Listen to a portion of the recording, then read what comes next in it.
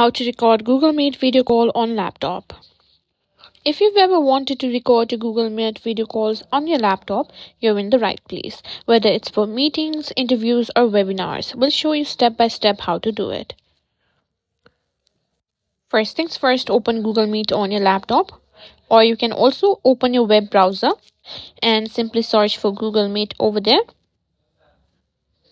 Now simply click on new meeting, or you can also simply join a meeting as well. I'm going to be choosing new meeting and simply start an instant meeting.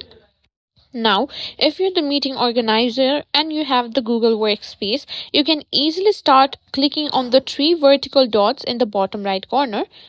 And as you can see, there is an option called recording. Simply tap on that and your whole meeting will be recorded.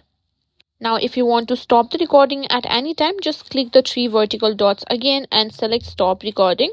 And that's it. That's how you simply record the video on Google Meet.